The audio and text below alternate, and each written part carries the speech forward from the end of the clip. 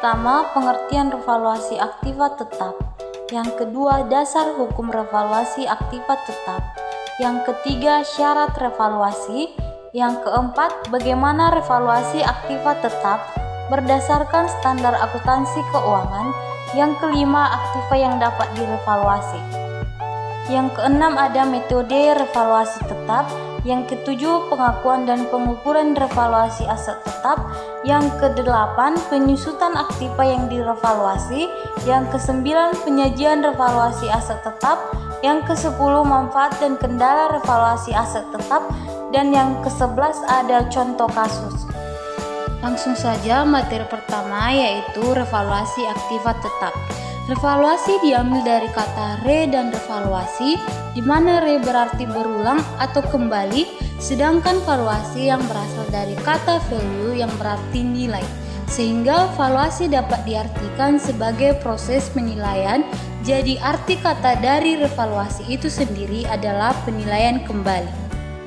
Jadi, revaluasi aktiva tetap adalah penilaian kembali aktiva tetap perusahaan yang diakibatkan adanya kenaikan nilai aktiva tersebut di pasaran atau karena rendahnya nilai aktiva tetap dalam laporan keuangan perusahaan yang disebabkan oleh devaluasi atau sebab lain. Hal ini mengakibatkan nilai aktiva tetap dalam laporan keuangan tidak mencerminkan nilai yang wajar. Atau dapat juga dikatakan revaluasi aktiva tetap merupakan penilaian kembali aktiva tetap yang tercatat di dalam buku perusahaan dan masih digunakan untuk kegiatan operasional perusahaan. Tujuan revaluasi adalah agar nilai yang tercantum di dalam buku perusahaan atau laporan keuangan perusahaan sesuai dengan nilai wajar yang berlaku pada saat dilakukan revaluasi. Selanjutnya, dasar hukum revaluasi aset tetap. Yang pertama, Pasal 19 Ayat 1 Undang-Undang Nomor 36 Tahun 2008 tentang perubahan keempat atas Undang-Undang Nomor 7 Tahun 1983 tentang pajak penghasilan, di mana bunyinya Menteri Keuangan berwenang menetapkan peraturan tentang penilaian kembali aset dan faktor penyesuaian apabila terjadi ketidaksesuaian antara unsur-unsur biaya dengan penghasilan karena perkembangan harga. Yang kedua, penjelasan pasal 19 ayat 1, yaitu adanya perkembangan harga yang mencolok atau perubahan kebijakan di bidang moneter dapat menyebabkan kekurangserasian antara biaya dan penghasilan yang dapat mengakibatkan timbulnya beban pajak yang kurang wajar. Dalam keadaan demikian, Menteri Keuangan diberi wewenang menetapkan peraturan tentang penilaian kembali aset tetap atau revaluasi atau indeksasi biaya dan penghasilan. Yang ketiga, ada Peraturan Menteri Keuangan Republik Indonesia Nomor 79/PMK.03/2008 tentang penilaian kembali aktiva tetap perusahaan untuk tujuan perpajakan. Syarat revaluasi. Syarat revaluasi ada 7. Yang pertama, wajib pajak badan dalam negeri termasuk PT, CV, BUMN, koperasi, yayasan, wajib pajak orang pribadi dalam negeri yang menyelenggarakan pembukuan tidak termasuk wajib pajak yang dapat melakukan revaluasi. Yang kedua, telah memenuhi kewajiban pajak sampai dengan masa pajak terakhir sebelum melakukan revaluasi. Yang ketiga, yang dapat dinilai kembali aktiva tetap berwujud yang berada di Indonesia dan dipergunakan untuk mendapatkan, menagih, dan memelihara penghasilan yang merupakan objek pajak. Aset tetap SGU dengan hak opsi tidak dapat direvaluasi sebelum menggunakan hak opsi. Aktiva tidak berwujud tidak dapat direvaluasi. Yang keempat, dapat dilakukan terhadap seluruh aktiva tetap atau sebagian aktiva. Dapat dilakukan setiap tahun atau 1 kali dalam setahun. Dilakukan oleh perusahaan penilai yang mendapat izin pemerintah. Yang kelima, penilaian kembali dilakukan perusahaan penilai atau penilai yang mendapatkan izin dari pemerintah. Penilaian kembali dihitung atau dilakukan berdasarkan nilai pasar atau nilai wajar yang berlaku pada saat penilaian kembali. Yang keenam, dalam hal ini nilai revaluasi yang ditetapkan tidak mencerminkan keadaan yang sebenarnya, maka Direktorat Jenderal Pajak dalam menetapkan kembali nilai revaluasi setelah wajib pajak melakukan evaluasi dan sudah mendapatkan persetujuan dari KPP. Yang ketujuh, bagi wajib pajak yang melakukan penggabungan usaha, PPh yang terutang 10% dapat dibayar dalam jangka waktu paling lama 5 tahun dilakukan penilaian kembali aktiva tetap. Selanjutnya, revaluasi aktiva tetap berdasarkan standar akuntansi keuangan. Revaluasi tetap dalam akuntansi pada umumnya tidak diperkenankan kecuali ditentukan berdasarkan peraturan pemerintah, misalnya peraturan pajak. Dalam PSAK 16 disebutkan bahwa penilaian kembali aktiva tetap pada umumnya tidak diperkenankan karena standar akuntansi keuangan menganut penilaian aktiva berdasarkan harga perolehan atau harga pertukaran. Penyimpangan dari ketentuan ini mungkin dilakukan berdasarkan ketentuan pemerintah. Dalam hal ini, laporan keuangan harus menjelaskan mengenai penyimpangan dari konsep harga perolehan di dalam penyajian aktiva tetap serta pengaruh penyimpangan tersebut terhadap gambaran keuangan perusahaan. Selisih revaluasi dengan nilai buku atau nilai tercatat aktiva tetap dibukukan dalam akun modal dengan nama selisih penilaian kembali aktiva tetap. Selanjutnya ada aktiva yang dapat direvaluasi dengan model penilaian. Revaluasi dilakukan berdasarkan nilai pasar atau nilai wajar aktiva tetap yang ditetapkan oleh perusahaan jasa penilai atau ahli penilai yang peroleh izin dari pemerintah. Jika hasil revaluasi tidak mencerminkan keadaan yang sebenarnya, DIP dapat menetapkan ulang nilai revaluasian. Dengan catatan, pendekatan penilaian untuk memperoleh nilai wajar aktiva tidak diatur secara spesifik. Nilai revaluasian akan mempengaruhi nilai tercatat aset pada neraca fiskal dan menjadi dasar penyusutan fiskal. Selisih antara nilai revaluasi dengan nilai buku fiskal dianggap sebagai keuntungan dan menjadi objek pajak penghasilan final pasal 19 sebesar 10%.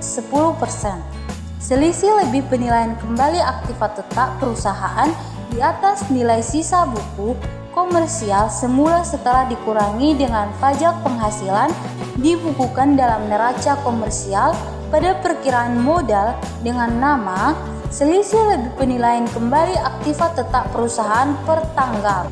Dengan rumus selisih lebih revaluasi sama dengan nilai revaluasian dikurang nilai buku fiskal.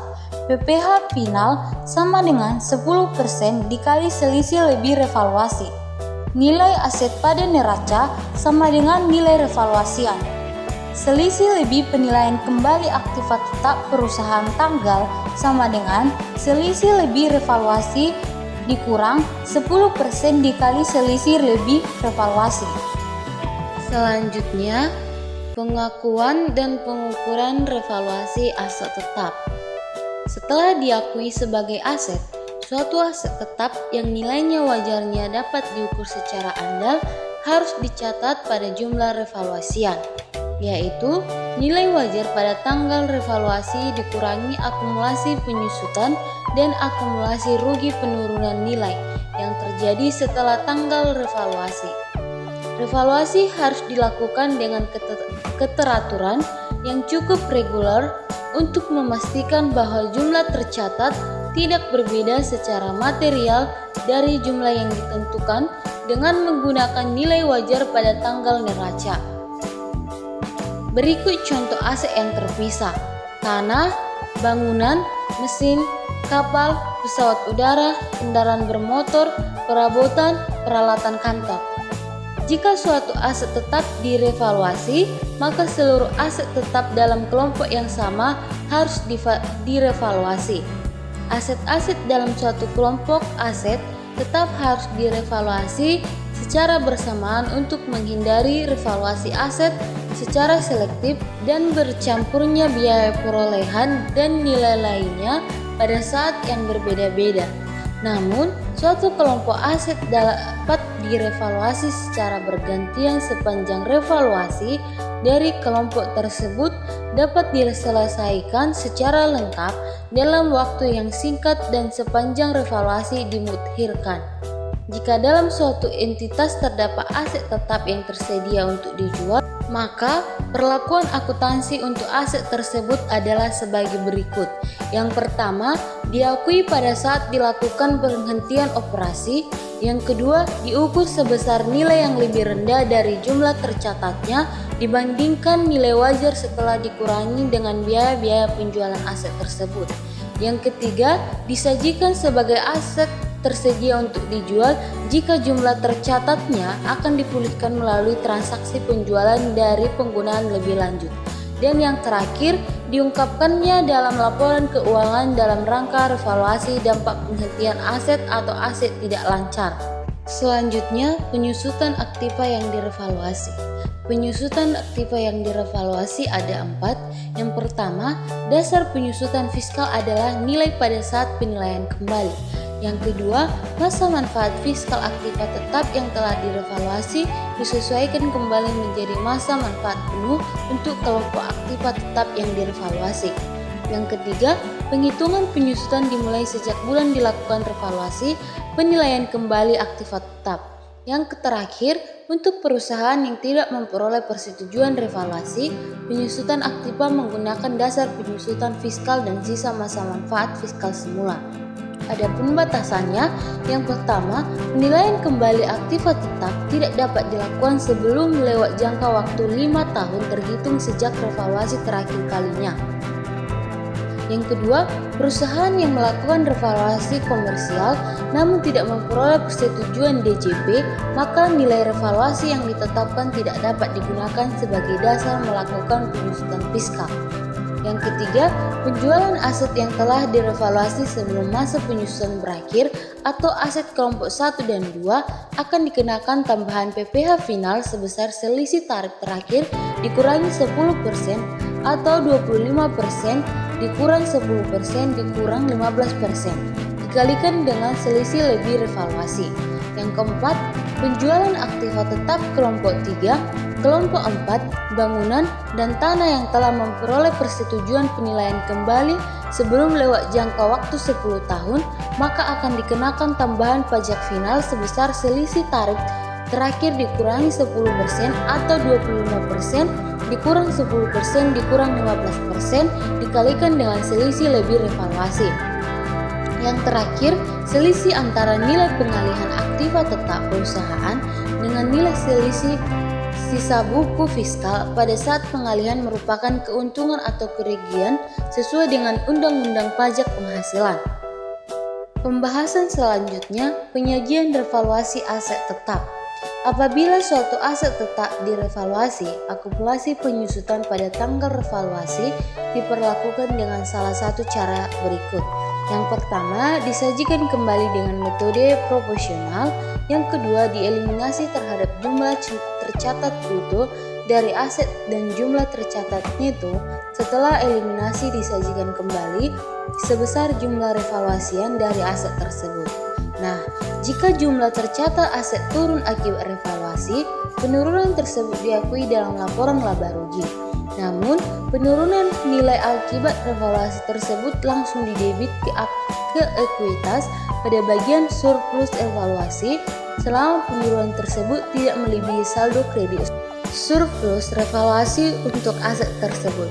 Surplus revaluasi aset tetap yang telah disajikan dalam ekuitas dapat dipindah langsung ke saldo laba pada saat aset tersebut dihentikan pengukurannya.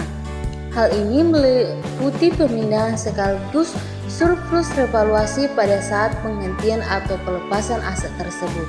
Namun, sebagian surplus revaluasi tersebut dapat dipindahkan sejalan dengan penggunaan aset oleh entitas. Dalam hal ini, surplus revaluasi yang dipindahkan ke saldo laba adalah sebesar perbedaan antara jumlah penyusutan berdasarkan nilai revaluasian aset dengan jumlah penyusutan sebesar biaya perolehan aset tersebut. Pemindahan surplus revaluasi ke saldo laba tidak dilakukan melalui laporan laba rugi. Pembahasan selanjutnya, manfaat dan kendala revaluasi aktiva tetap. Kendala yang mungkin akan dihadapi perusahaan untuk melakukan revaluasi aktiva adalah yang pertama, kegiatan revaluasi tergolong kegiatan yang tidak mudah untuk dilakukan karena adanya syarat-syarat tertentu berdasarkan peraturan pemerintah. Yang kedua, kegiatan revaluasi memerlukan biaya yang tidak sedikit, diantaranya untuk membayar jasa penilai atau appraisal company dan beban PPh final atas selisih lebih dari revaluasi tersebut. Tapi, selain beberapa kendala yang mungkin dapat dihadapi, perusahaan juga perlu mempertimbangkan manfaat dilakukannya revaluasi aktiva tetap seperti yang pertama, nilai aktiva tetap setelah revaluasi lebih mencerminkan nilai yang lebih wajar.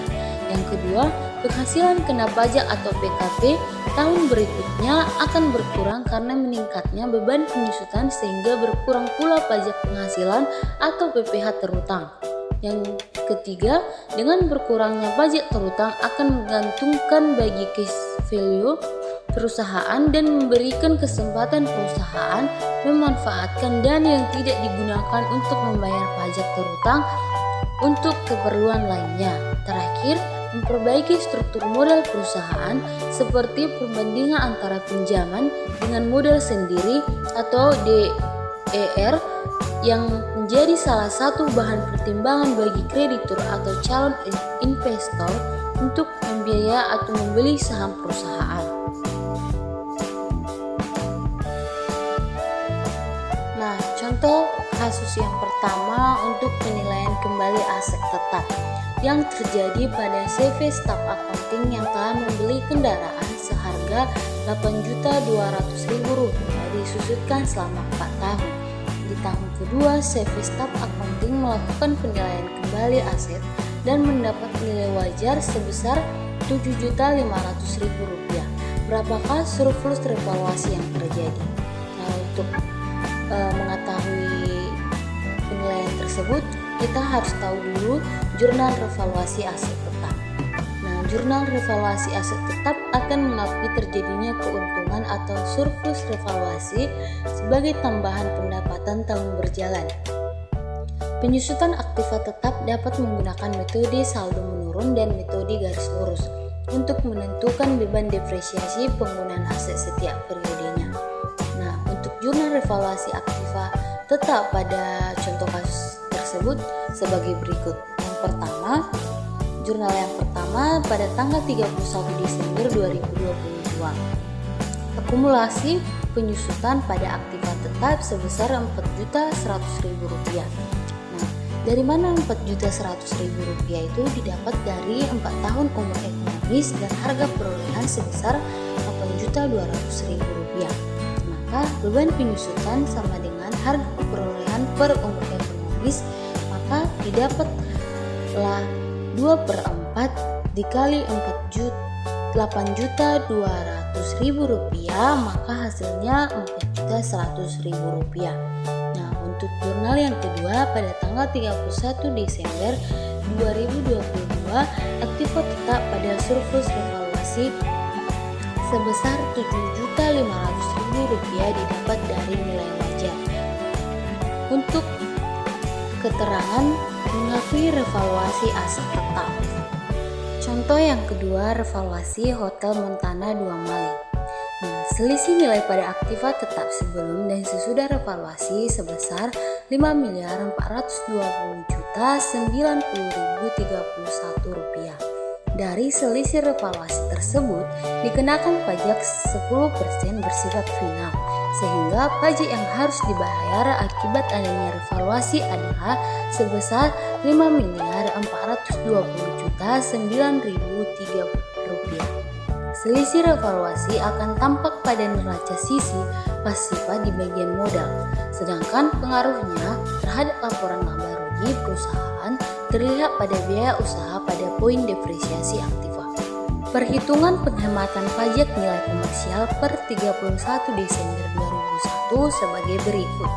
Tanah sebesar Rp900 juta juta, bangunan permanen 20 tahun sebesar 1.200.000.000, akumulasi penyusutan bangunan 7 tahun sebesar 420 juta rupiah, peralatan dan kendaraan kelompok 2 sebesar 1.600.000.000 rupiah, akumulasi penyusutan peralatan dan kendaraan sebesar 1.400.000.000 rupiah.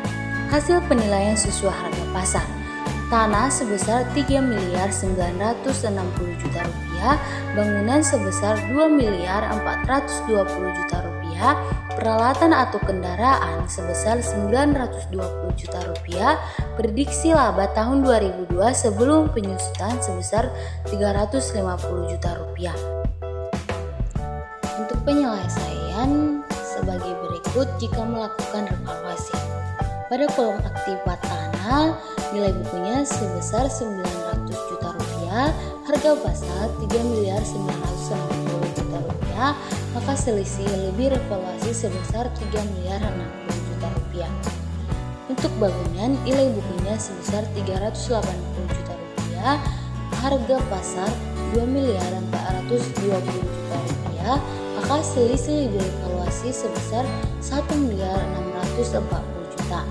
Untuk peralatan dan kendaraan sebesar nilai buku sebesar 200 juta rupiah, harga pasar 920 juta rupiah, selisih lebih revaluasi sebesar 720 juta rupiah. Maka jumlah nilai buku sebesar 1.880 juta rupiah. Untuk jumlah selisih lebih revaluasi sebesar 5.420 juta rupiah. Maka PPh final 10%-nya itu dari 5.420 juta rupiah sebesar 542 juta rupiah. Untuk laba sebesar 350 juta rupiah diketahui di dalam soal. Untuk penyusutan bangunan 3.960 juta dikali 5% hasilnya 198 juta rupiah.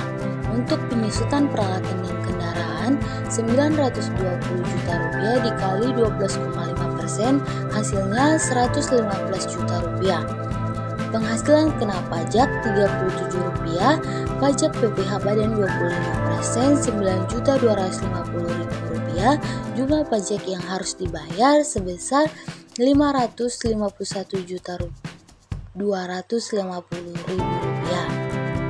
Jika tidak melakukan revaluasi, maka laba sebesar 350 juta rupiah, untuk penyusutan bangunan sebesar 60 juta rupiah, peralatan dan kendaraan 20 juta rupiah, penghasilan kena pajak 270 juta rupiah, pajak PPh badan 25%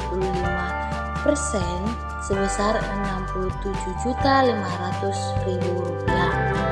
Maka sekian video pembelajaran materi revaluasi aset tetap dari kelompok 8